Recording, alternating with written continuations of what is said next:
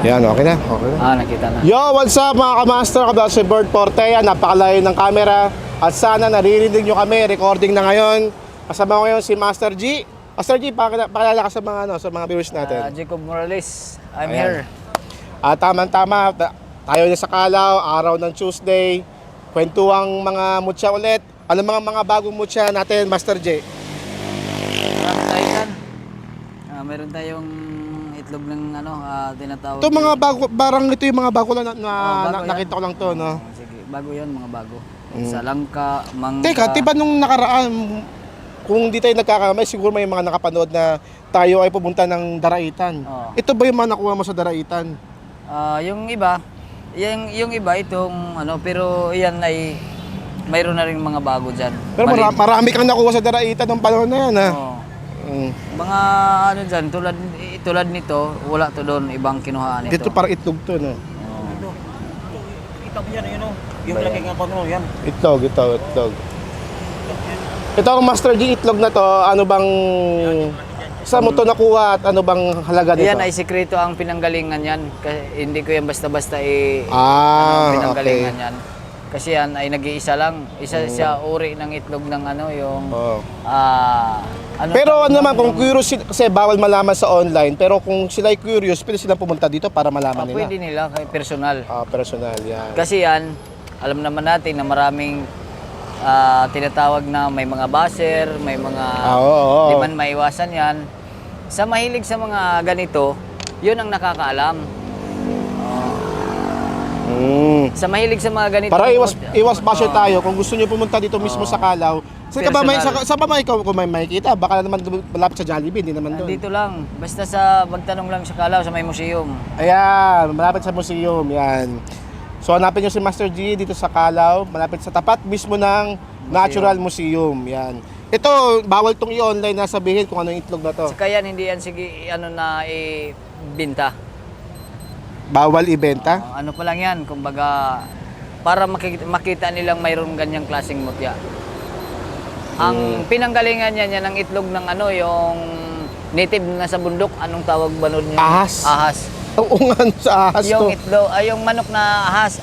Ano ba? Anong tawag yan? Yung adupihan ba? Yung hindi, mga manok sa bundok, yung... ligaw na manok. Sa bundok na... May pangalan yan, yung... Labuyo. Usually mga itim na manok yun, diba? Hindi. Na bundok na manok. Ito kasi sa puti yan. May pula, yung pulang manok. Labuyo ang tawag doon. Kumbaga sa Mindanao talaga, manok ihas yun. Sa Tagalog, labuyo. Walang nag-aalaga nun. Ito, sa mga nagtatanong, paano mo siya nakuha ulit? Ayan talaga, kinuha yan, pinagkaloob. Ang may-ari nito, isang hindi basta-bastang matanda. Kumbaga, nagpalit kami ng gamit dahil kursunada ko at yung kursunada niya ay wala din siya. Kumbaga, nag-swap kami.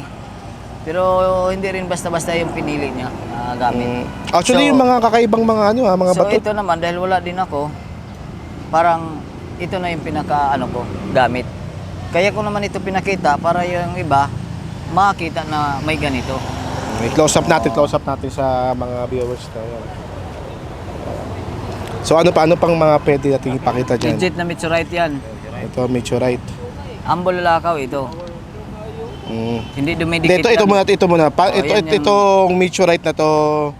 Ito yung mga tunay na nasa langit. Kung i-proseso natin ito, medyo mahal to. Pero kailangan pa ipa-check natin talaga yan sa geologist. Pero mostly, marami nagkasabi na ito ay meteorite. Legit talaga yan. Mayroon namang isang meteorite na malakas magdikit sa magnet. May anak pa dyan, magnet.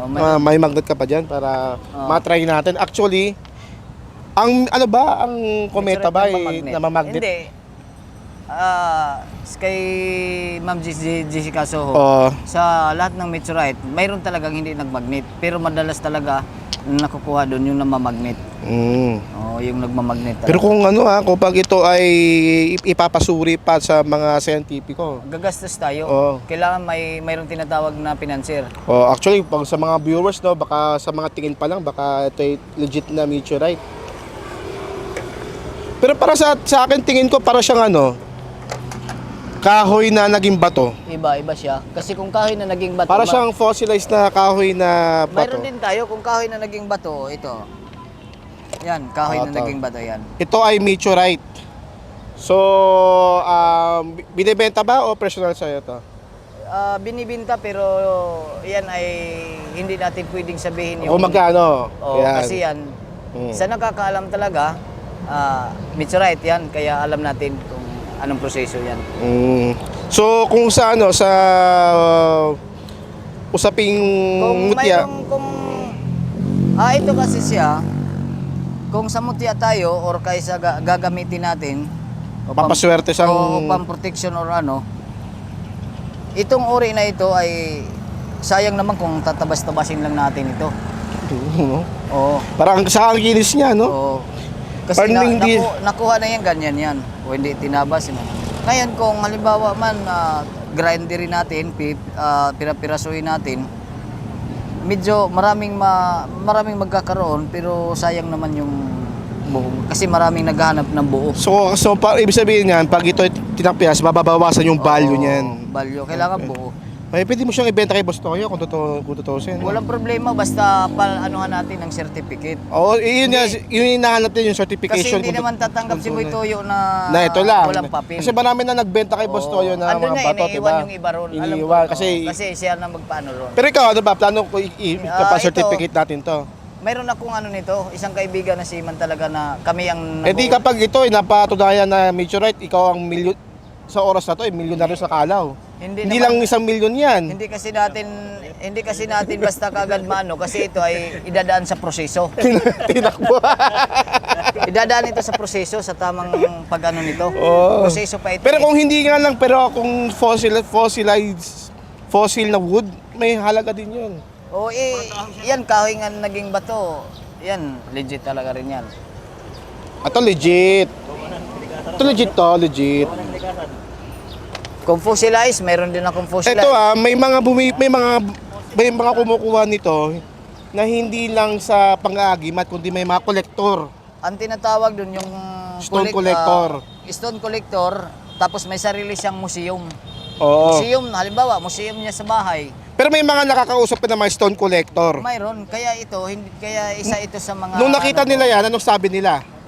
yung maliit ko nito, dinala niya na sa Europe kasi sumakay na yun eh. Aba. Nahuli ito dumating bago siya sumakay 1 buwan na. Aba. Dapat mahabol ito kung hindi siya kagad nakasakay kasi seaman. So may something nadala dito, ito, di ba? Nadala niya ito. Kasi yon kumukuha talaga sa akin yun. Ako ang nagsusupply. Kung mayroon, pagbaba niya na mayroon akong stock na ganito. Ayan.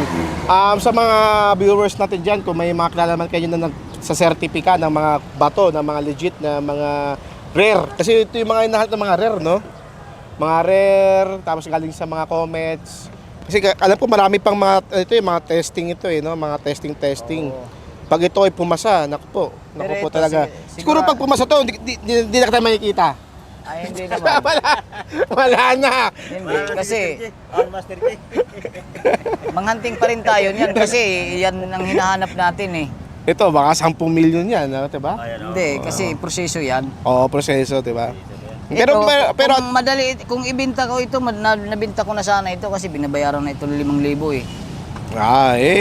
baka naman, 5,000. alamin natin kung baka mayroon lang Ngayon, ano hindi yan. naman ako nagmamadali eh. Kasi ito talaga, may mga kausap ako. Hindi kagaya nitong, ito, pwede pira-piraso nito. Isang meteorite na mas koronado. Kakaiba siya, ha? Oh, kumikislap yan Oo, sa... titignan mo siya, parang siyang may mga glitters sa no. Yan, may source ako. May ano ako. Magnet pala yun, nakala. Magnet pala yun. Ayun, magnet, Natural stone to, natural stone. Pero ito yung... Itong mga maliit ito yung mga metal yan, metal. yan. Kasi may metal to. Oh, mayroon. Yan yung bihira din. Ito naman, sa mga spiritual, ginagamit ito, lalo na kung may mga stroke. Pag kwintas, kahit mainit, na So, alam ko ang mga- hindi siya tumataas ang blood pressure. Yung mga ganitong mga klase ba to, pwede mong ipatingin sa UP. Pwede, bawat hindi kasi di naman kasi pwede doon tumingin. Di naman kasi pwede doon patingnan na hindi tayo magbabayad. Kung libre nga lang eh. magpatingin doon. Oo, Pinapatingin hindi lahat natin. na, nagpatingin ka na doon, di ba? Hindi pwede doon kasi magbabayad ka talaga ron pag magpaano ka, Mm. magpa-check ka. Mm. Kasi hindi naman yung ganun kadali na i-check nila na Mas mataas ang kulit. Ito, wala na ako. Ito namamagnet dito. Ito magnet. Ay, Ito syempre wood to, hindi. kahoy yan, hindi yan. Petrified wood. Hindi yan na gumamagnet yan. Diyan sa loob ng museum, ang daming petrified wood dyan, di ba? Actually, isang puno. Bato. Buo, pati ugat. Oo, isang bato, di ba? Buo. Isang puno. Ito pala, ano bang meron sa petrified wood but napaka-special niya? Yung mga naniwala naman sa mga antay-kulam, yung mga depensa, isa rin ito sa uri na maganda. Ang kahoy na naging bato. Kasi kung ikaw pahanapin, saan mo hanapin yung kahoy na naging bato? Maraming kahoy pero hindi bato. Ay, oo. Pero kung Kahoy. pero yung talagang Naging bato. hindi naniniwala, hindi na natin ilabas na natin yun sila sa usapan kasi kahit anong gawin wala yun eh. Oo, sa sila makakahanap Kasi niyan. unang-una isipin ka agad nila, mayroong bang kahoy na naging bato? Meron. Oh, di ba? Kasi yun ang- nabaon siya, na-fossilize siya. Siyempre, yun ay hindi nila alam. So isipin mo, Ngayon, makikita na nila, kagaya nito, pinapakita natin, yun makikita nila. Mas maganda kung baka sabihin nyo, mga gawa natin ito, mga sinimento. petrified wood yan. Mas mga maganda petrified kung wood. personal nyo puntahan, wala namang bayad eh. Puntahan nyo dito, dito kayo magkonsulta para makita na personal na kung anong uri. Paano ka nagkaroon yan? Yun ang tinatawag na tsaga-tsaga lang sa paghahagilap, paghahanap. Ay, mismo ikaw nakapag-hunting yan. Hanapin yan. Usually, mga kamaster, ang mga pagkakalam ko sa mga klase ng mga rare na bato ay makikita mo sa mga kabundukan. Tama ba sa mga kabundukan, sa mga ilog?